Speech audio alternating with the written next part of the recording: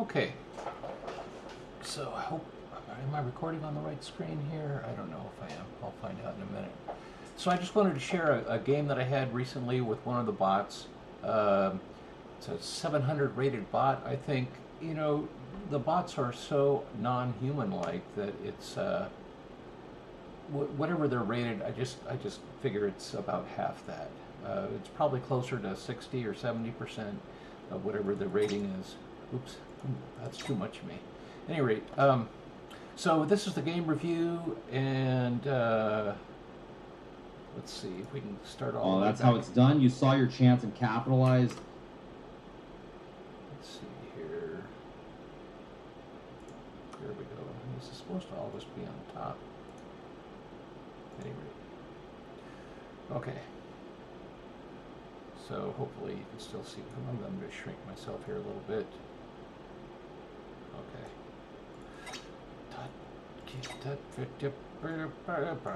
Okay. So I'm going to turn off Hikaru here. And,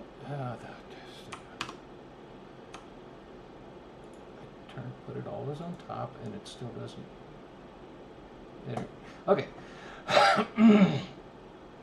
I'm going for a Ponziani offense. Usually, opening. Usually, I don't get more than 3 or 4 moves into it before the other person that I'm playing is, does something wild and crazy, and I have to, depart from my plan.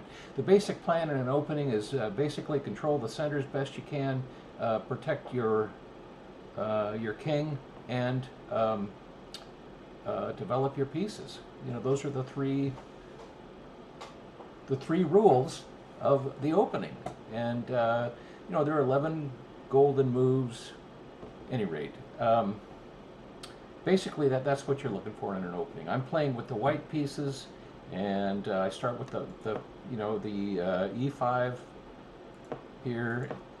They're doing the same thing, mirroring me a little bit. Now this is the first crazy ass move. It's not that crazy. It's just, anyway, it's, unless they're playing a London or like a block for, that's something you play with the white pieces. This is part of the Ponziani, so apparently the Ponziani is not in Stockfish's engine. It doesn't recognize this move. Then the next part of the Ponziani, I didn't want to go right here, although I probably should have, because I had enough firepower to defend the piece. Any rate, but I hesitated, so my mistake. All right, cost me a tempo.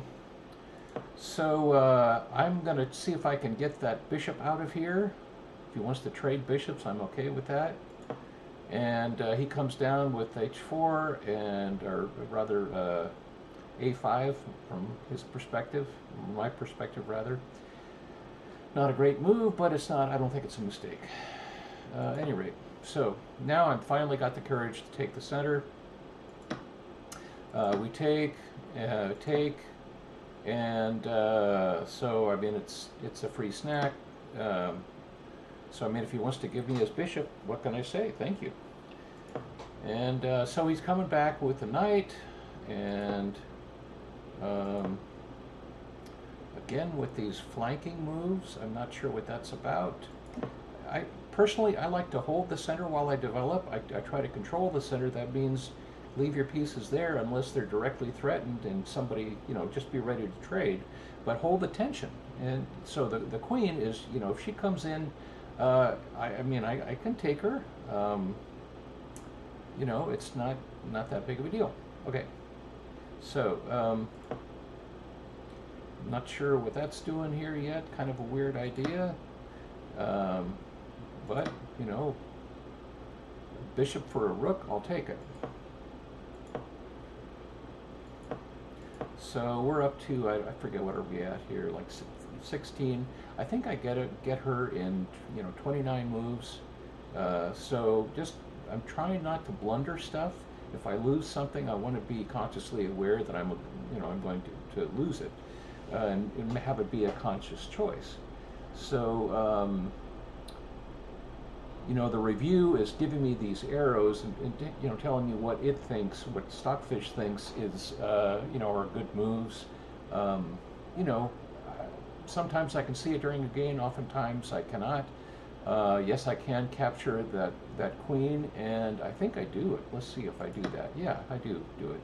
So they capture back with the king, or with the knight rather. But I'm still up a queen. That's nice. So I'm starting to, I'm up 12 points in material. So I'm, you can see that this white bar here it's usually either half white, half black. If it's strongly black or white, that means that the color who that is leading by a lot. And if we turned on the analysis, we could see what the score is. My guess is that I'm probably up 0.2 or 3, or I mean 2 points or something like that, in terms of stockfish measurement of advantage. So we're still trying to control the center a little bit here, and so I mean, if he wants to give me the knight, thank you very much. Very nice snack. So I think she's shook right now, and I'm going to try to take that little. What I want to do is double the pawns. So I've doubled these pawns over here. I'd like to see it double these pawns. That means that these pawns are pretty much useless. At any rate, so they see through that. They don't fall for it. And I'm going to threaten the rook, and they're going to come back and try to threaten something that's important to me, like the queen. So that's a principle called danger levels.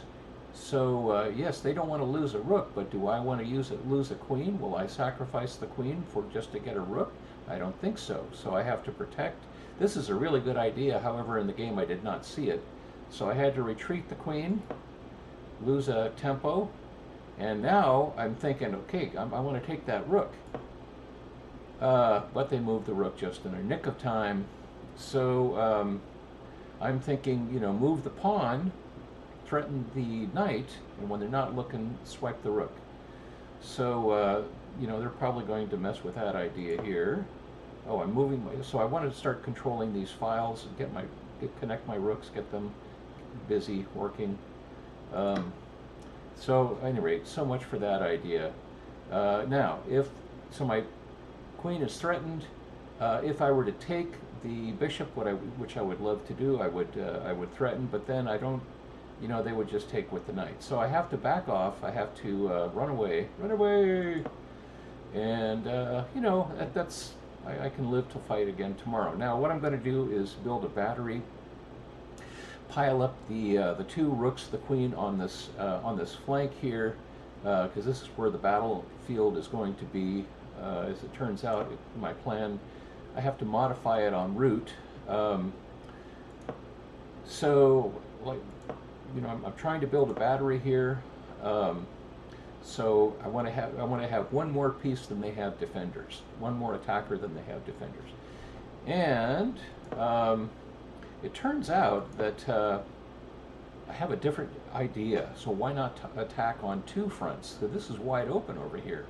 So if I have two rooks piled up here, why not attack on this side and attack on this side as well? Maybe I can catch him in the middle. So I'm not sure what that move does, but I put a check on. Whoopsie! Now he has to run away. Can't take me. Oh, but he can block. That's a nice move. I actually didn't see that in the game, but I still have my original plan. Take the rook. And what's he going to do? All he can do is move his pawns. Then the next thing is to take that. This is covered by the other rook, so he can't take. And he's kind of just, he's probably going to have to move a pawn or something. And now I'm ready to get serious. So what my plan is to put a check on with a discovered attack, and then close this rank out on this side as well. He can't move here because it's covered by my little pawn. So this next move is, I think, kind of, it's just cool. Now he's threatening my knight here, finally, okay, but it's too late. So that's checkmate. So this was, I'm sharing this because it was kind of a delightful find. It's like finding Easter eggs, finding these little, creative ways to checkmate people. So, and they aren't people; that these are bots. So, at any rate, thanks you guys, and catch you later.